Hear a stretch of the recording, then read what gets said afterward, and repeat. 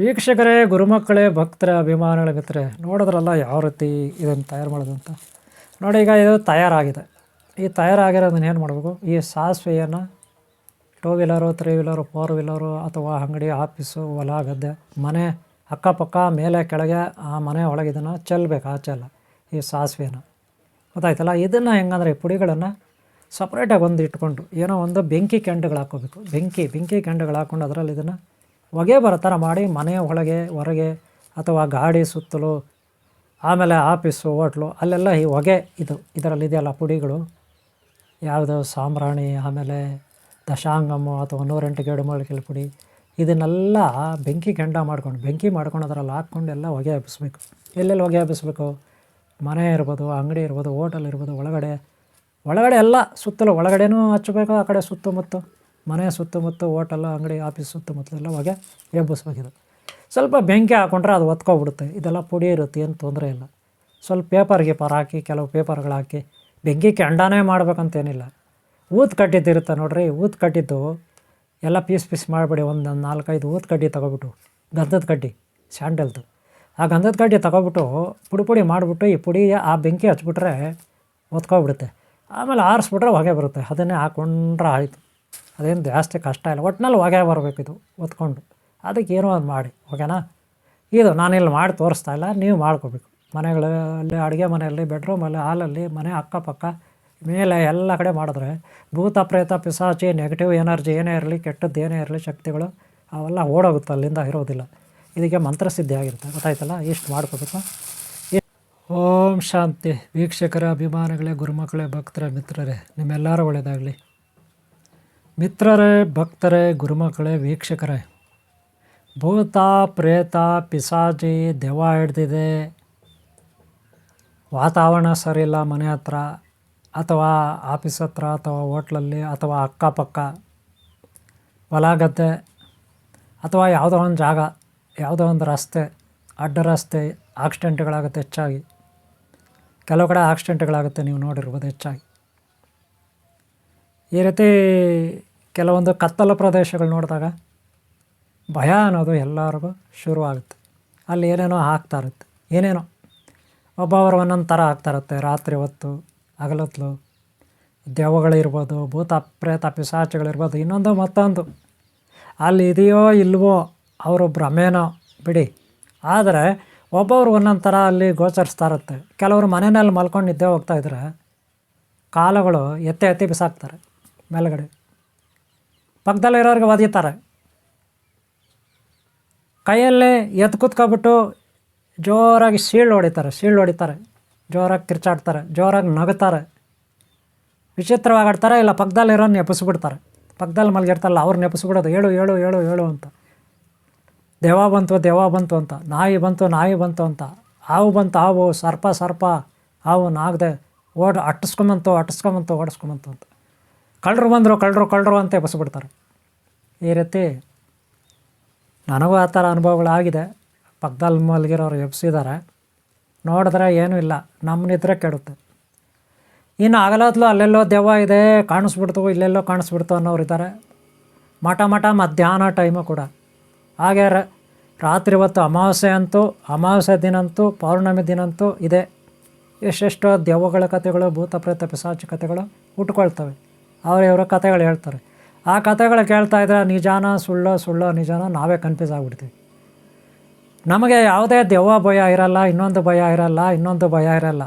ಇವರು ಕಥೆಗಳು ಕೇಳಿ ನಮಗೂ ಭಯ ಉಟ್ಕೊಳ್ಳುತ್ತೆ. ನಾವು ಆಮೇಲೆ ಎಲ್ಲನ ಹೊರಗಡೆ ಒಂಟಿಯಾಗೋದ್ರೆ ನಮಗೂ ಭಯ ಕಾಣುತ್ತೆ. ಏನನ್ನು ನೋಡಿದ್ರೆ, ಗಿಡನ ನೋಡಲಿ ಕತ್ತಲಲ್ಲಿ, ಇನ್ನೇನೋ ನೋಡಲಿ ಕತ್ತಲಲ್ಲಿ, ಇನ್ನೇನೋ ಸೌಂಡ್ ಬರಲಿ, ಇನ್ನೇನೋ ಮಿಯಾ ಅನ್ನಲಿ, ಬೆಕ್ಕೋ, ಇನ್ನೇನೋ ನಾಯಿ ಬಾವನ್ಲಿ, ಎದ್ರಕೋಗ್ಬಿಡ್ತೀವಿ ನಾವು. ಯಾಕೆಂದರೆ ಇವರು ಅಕ್ಕಪಕ್ಕ ಇರೋ ನಮ್ಮನ್ನು ಭಯ ಆಗಿಸ್ಬಿಡ್ತಾರೆ. ನಮ್ಮ ತಲೆಯಲ್ಲೆಲ್ಲ ತುಂಬಿಡ್ತಾರೆ ಇಲ್ಲದೇ ಇರೋದೆಲ್ಲ. ನಮಗೇನೂ ಇರಲ್ಲ, ಭಯನೇ ಇರಲ್ಲ. ದೆವ್ವ ಅಂದರೆ ಭಯ ಇರಲ್ಲ, ಭೂತ ಅಂದರೆ ಭಯ ಇರಲ್ಲ, ಪಿಶಾಚಿ ಅಂದರೆ ಭಯ ಇರಲ್ಲ. ಅದೆಲ್ಲ ನಮ್ಮ ತಲೆಯಲ್ಲಿ ಇರೋದೇ ಇಲ್ಲ, ನಂಬಿಕೆ ಇರಲ್ಲ. ಇವರು ಭಯ ಆಗಿಸ್ಬಿಡ್ತಾರೆ ಅಲ್ವಾ.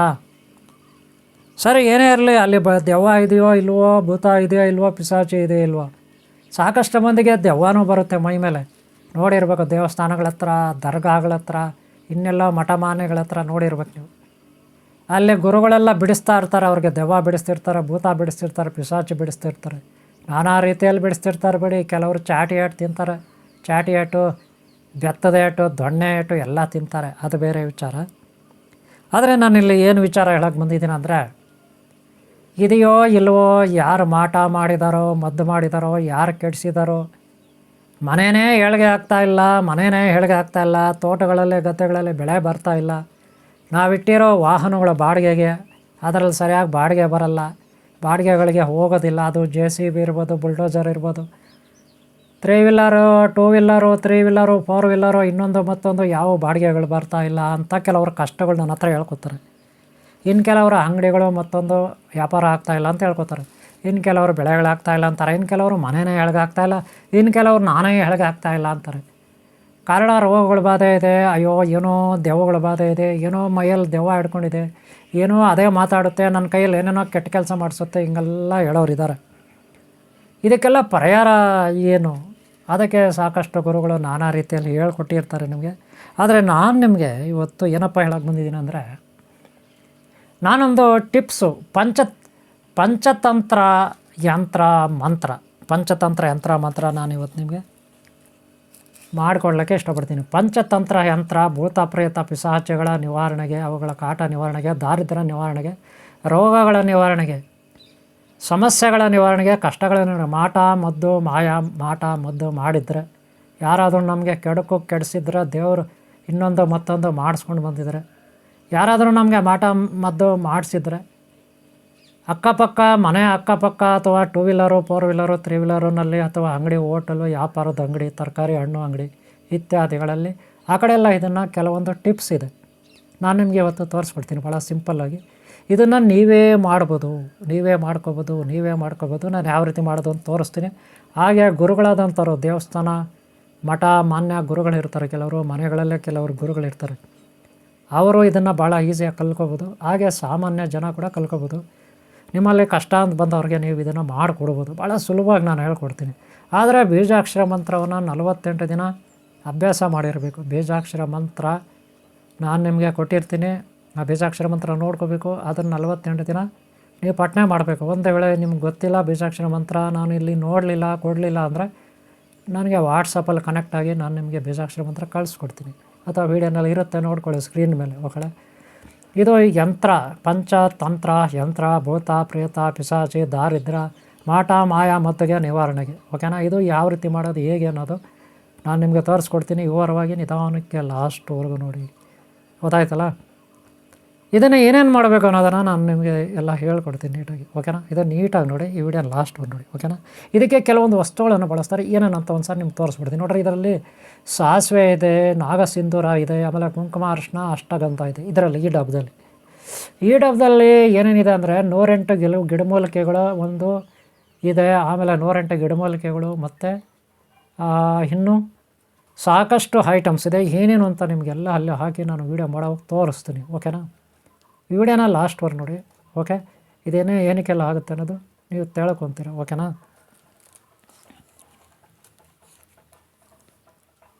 ನೋಡಿ, ಇದಕ್ಕೆ ಬಳಸುವ ವಸ್ತುಗಳೇನೋ ಅಂತ ಹೇಳ್ಬಿಡ್ತೀನಿ. ಏನೇನು ವಸ್ತುಗಳು ಬಳಸ್ತಾರೆ, ಹೇಗೆ ಅನ್ನೋದನ್ನು ಕೂಡ ನಾನು ವಿವರಿಸ್ತೀನಿ ನಿಮಗೆ. ಓಕೆನಾ? ಈಗ ಸದ್ಯಕ್ಕಿಲ್ಲ, ಒಂದೊಂದೇ ನಿಮಗೆ ತೋರಿಸ್ತೀನಿ. ಇದು ನೋಡಿ, ದಶಾಂಗಮ್ ಪೌಡ್ರ್ ಇರುತ್ತೆ ಇದರಲ್ಲಿ. ಓಕೆನಾ? ಇದು ಒಂದು ಯೂಸ್ ಮಾಡ್ತೀವಿ. ಆಮೇಲೆ ಇದು ನೋಡಿರಿ, ದವನ ಅಂದರೆ 108 ಗಿಡಮೂಲಿಕೆಗಳ್ದಿರುತ್ತೆ, ಇದು ಒಂದಿರುತ್ತೆ. ಆಮೇಲೆ ಸಾಸಿವೆ ಇರುತ್ತೆ, ಗೊತ್ತಾಯ್ತಲ್ಲ? ಸಾಸಿವೆ ಇದು. ಆಮೇಲೆ 5 ಸಾಂಬ್ರಾಣಿ, 5 ಕಲರ್ ಸಾಂಬ್ರಾಣಿ ಇರುತ್ತೆ. ಇದು 5 ಕಲರ್ ಸಾಂಬ್ರಾಣಿ ಇರುತ್ತೆ. ಆಮೇಲೆ ಇದು ಒಂದು ಸಪ್ರೇಟ್ ಸಾಂಬ್ರಾಣಿ ಇರುತ್ತೆ.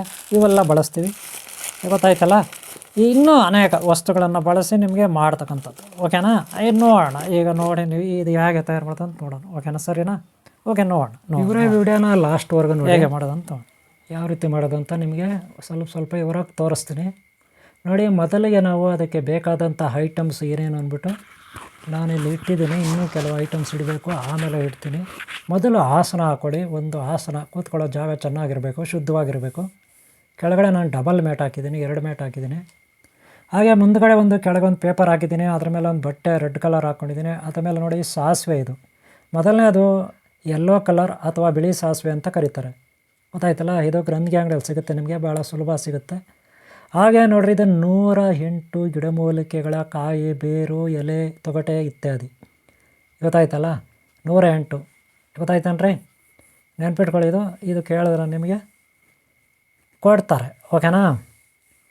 ಇವು ಗಿಡಮೂಲಿಕೆಗಳ್ದು 108 ಗಿಡಮೂಲಿಕೆಗಳ್ದು ಇರುತ್ತೆ, ಅದು ನೆನ್ಪಿಟ್ಕೊಳ್ಳಿ. ನೋಡಿ ಇದೇನು ಗೊತ್ತಾ, ಕಲ್ಲರ್ ಸಾಂಬ್ರಾಣಿ ಅಂತಿರಲ್ರಿ, ಮನೆಗಳಲ್ಲಿ ಹೊಗೆ ಬರುತ್ತಲ್ಲ.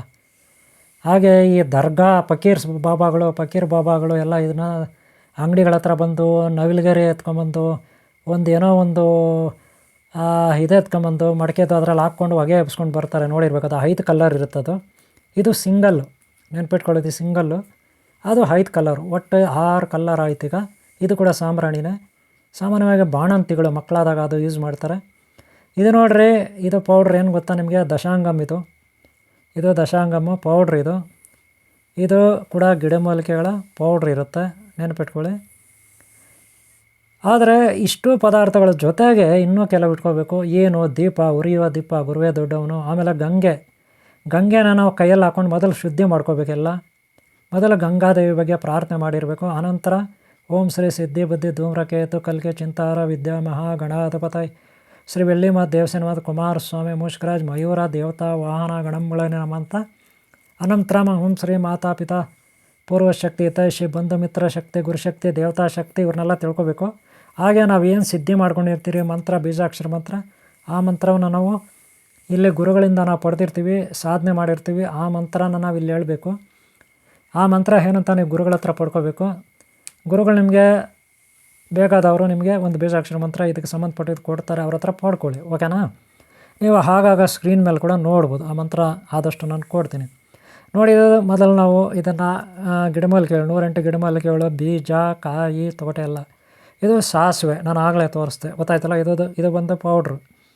ಇದು ಕೂಡ ಸುಗಂಧ ದ್ರವ್ಯಗಳು, ಗೊತ್ತಾಯ್ತಾ, ಪೌಡ್ರು, ಓಕೆ. ಇದು ನೋಡಿ ಸಾಂಬ್ರಾಣಿ, ಒಂದು ಕಲರ್ ಯೆಲ್ಲೋ ಕಲರ್ ಇದೆ ಸಾಂಬ್ರಾಣಿ. ಇದು ಹೊಗೆ ಎಬ್ಸೋಕ್ಕೆ ಇದೆಲ್ಲ ಇರುತ್ತೆ. ಇದು ನೋಡಿ ಕಲ್ಲರ್ 5 ಕಲ್ಲರ್ ಇರುತ್ತೆ ಸಾಂಬ್ರಾಣಿ. ಹಸಿರು ಕಲ್ಲರು, ನೀಲಿ ಕಲ್ಲರು, ಆಮೇಲೆ ಇನ್ನೊಂದು ಪಿಂಕ್ ಕಲ್ಲರು, ಆಮೇಲೆ ರೆಡ್ ಕಲ್ಲರು, ವೈಟ್ ಕಲರು ಇತ್ಯಾದಿ ಸಾಂಬ್ರಾಣಿದು.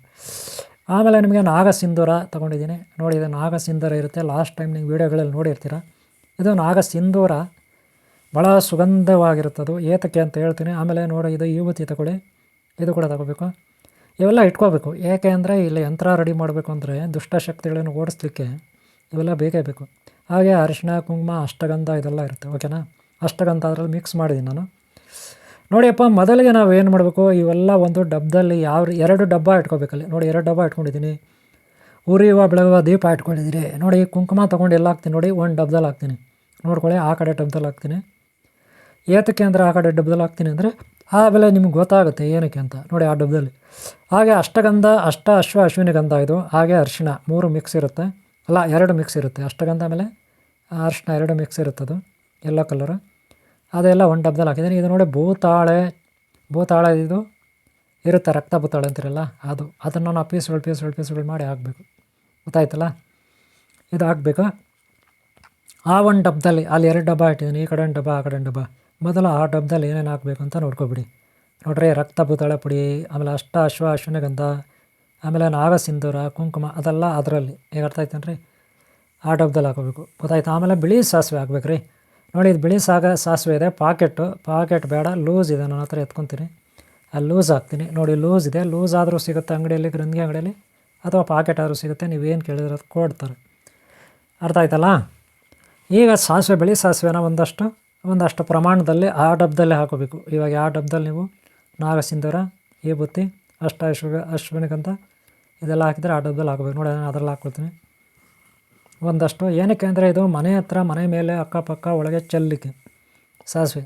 ಭೂತ ಪ್ರೇತ ಪಿಸಾಚೆ ಹಾಗೆ ದುಷ್ಟರು ಅಲ್ಲಿಂದ ಓಡೋಗ್ಬೇಕಲ್ಲ, ಅಲ್ಲಿ ಯಾರೂ ಕಾಲಿಡಬಾರ್ದು, ದುಷ್ಟಶಕ್ತಿಗಳು, ಕೆಟ್ಟವರು ಅಂಥವ್ರಿಗೆ, ಗೊತ್ತಾಯ್ತಲ್ಲ. ಆಮೇಲೆ ನೋಡಿ, ಇದು ಕಲ್ಲರ್ ಸಾಂಬ್ರಾಣಿ, ನೆನ್ಪಿಟ್ಕೊಳ್ಳಿ. ನಾನು ಆಗಲೇ ಹೇಳಿದೆ ಕಲ್ಲರ್ ಸಾಂಬ್ರಾಣಿ ಇರುತ್ತೆ. ಇದು ಗೊತ್ತಾಯ್ತೇನ್ರಿ, ಇದು ಸಾಂಬ್ರಾಣಿ, ಕಲ್ಲರ್ ಸಾಂಬ್ರಾಣಿ ಈ ಡಬ್ಬದಲ್ಲಿ ಹಾಕ್ತಾರದ್ದು, ನೆನ್ಪಿಟ್ಕೊಳ್ಳಿ, ಗೊತ್ತಾಯ್ತಾ. ನಾನು ಆಗಲೇ ಹಾಕಿದ್ದು ಕಲ್ಲರ್ ಸಾಂಬ್ರಾಣಿ ಅಲ್ಲದು ಮಾಮೂಲಿ ಯೆಲ್ಲೋ ಕಲರು. ಈಗ ಹಾಕ್ತಾರದು ಕಲ್ಲರ್ ಸಾಂಬ್ರಾಣಿ, ಓಕೆನಾ. ಒಟ್ಟಿನಲ್ಲಿ ಕಲ್ಲರ್ ಸಾಂಬ್ರಾಣಿ ಒಂದು 6 ಕಲ್ಲರ್ ಆಯಿತು ಒಟ್ಟಿಗೆ. ಇದರಲ್ಲಿ 5 ಕಲರ್ ಇರುತ್ತೆ, ಅದೊಂದು ಕಲ್ಲರು, ಅದು ಯೆಲ್ಲೋ ಕಲರು. ಇದು ಬೇರೆ colour, green, blue, pink, red ಇತ್ಯಾದಿ, ಹಸಿರು. ಓಕೆನಾ. ಇಷ್ಟು 5 ಕಲರ್ ಸಾಂಬ್ರಾಣಿ ಇರುತ್ತೆ, ಇಲ್ಲಿ 6 ಕಲರ್ ಒಟ್ಟು ಸಾಂಬ್ರಾಣಿ ಈ ಡಬ್ಬದಲ್ಲಾಗಿದೆ. ಇದು ನೋಡಿರಿ 108 ಗಿಡಮೂಲಿಕೆಗಳ ಒಂದು ಪೌಡರ್. ಇದು ನೀವು ಗ್ರಂಥಿಗೆ ಅಂಗಡಿಯಲ್ಲಿ ಸಿಗುತ್ತೆ, ಏನು ವೆರಿ ಮಾಡಿಬಿಡಿ. ಇದು ಹೋಮ ಹವನ ಇತ್ಯಾದಿಗೆಲ್ಲ ಪೂಜೆ ಮಾಡ್ತಾರೆ, ಹೋಮಕ್ಕೆಲ್ಲ ಬಳಸ್ತಾರೆ ಇದು. ಓಕೆನಾ. ಇಲ್ಲಿ ಹಾಕೋದು ಈಗಲೂ ನಾವು ಹೋಮ ಮಾಡ್ದಂಗೆ ಇದು. ಯಾಕೆ ಅಂತ ಹೇಳ್ತೀನಿ. ನಾವೀಗ ಹೊಗೆ ಎಬ್ಬಿಸ್ತೀವಿ, ಇದೆಲ್ಲ ಸಾಂಬ್ರಾಣಿ ಹೊಗೆ. ಆಗ ಇದೆಲ್ಲ ಉರಿಯುತ್ತೆ, ದಗ ಅಂತ ಹೊಗೆ ಬರುತ್ತೆ, ಸುವಾಸನೆಯುಕ್ತ ಹೊಗೆ ಬರುತ್ತೆ, ನಾನಾ ರೀತಿ ಗಿಡಮೂಲಿಕೆಗಳು ಹೊಗೆ ಬರುತ್ತೆ. 108 ಗಿಡಮೂಲಿಕೆಗಳು ಇರ್ತದೆ ಇದು, ಇನ್ನೂ ಹೆಚ್ಚಿಗೆ ಅನ್ಕೋಬಿಡಿ. ಗೊತ್ತಾಯ್ತಲ್ಲ. ಭೂತ ಪ್ರೇತ ಪಿಶಾಚಿಗಳು ಓಡೋಗಬೇಕು. ಯಾರಾದರೂ ಶತ್ರುಗಳು ಗಲಾಟೆ ಮಾಡಿದ್ರೆ, ನಮ್ಮ ಮೇಲೆ ಜಗಳಕ್ಕೆ ಬಂದರೆ ಕಾಲು ಕೆರ್ಕೊಂಡು ಅವ್ರಿಗೆ ಕೇಡ್ಗಾಲ ಬಂದಂತೆ, ನಿಮ್ಮ ತಂಟೆಗೆ ಬಂದರೆ ಅವ್ರ ಕತೆ ಮುಗ್ದಂತೆ, ಆ ರೀತಿ ಎಲ್ಲ ಇರುತ್ತೆ, ನೆನ್ಪಿಟ್ಕೊಳ್ಳಿ. ಅದಕ್ಕೆ ಈ ಒಂದು ಎತ್ತರ ಮಾಡೋದು. ದುಷ್ಟರಿಗೆ ಸಿಂಹ ಸ್ವಪ್ನ ಆಗಬೇಕಲ್ಲ ಅದಕ್ಕೆ.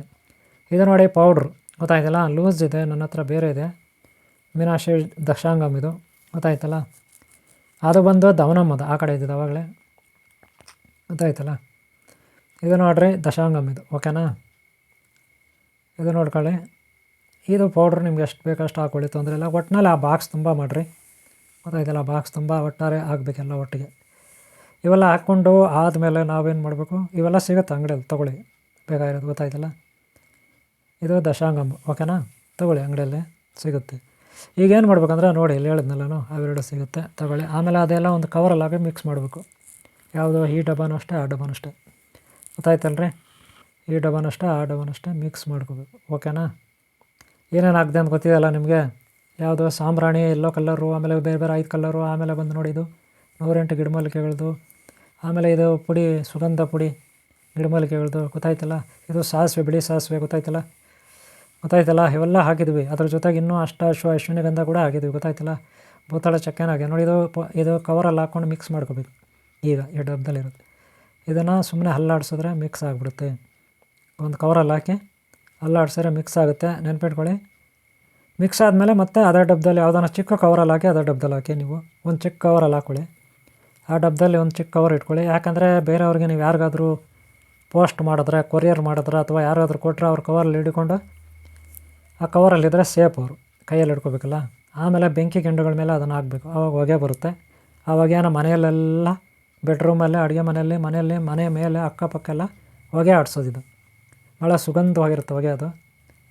ಮನೆಯಲ್ಲಿರೋ ದುಷ್ಟ ಶಕ್ತಿಗಳು, ಭೂತ ಪ್ರೇತ ಪಿಶಾಚಾದಿಗಳು, ಇನ್ನೊಂದು ಮತ್ತೊಂದು ಎಲ್ಲ ಓಡೋಗುತ್ತೆ, ಆಚೆ ಓಡೋಗುತ್ತೆ, ಸಿಂಹ ಸ್ವಪ್ನ. ಹಾಗೆ ದುಷ್ಟರು ನಿಮ್ಗೆ ಯಾರು ಕಾಟ ಕೊಡ್ತಾರೆ ಅವರೆಲ್ಲ ಇಲ್ಲಿ ಬರೋಲ್ಲ, ಗೊತ್ತಾಯ್ತಲ್ಲ.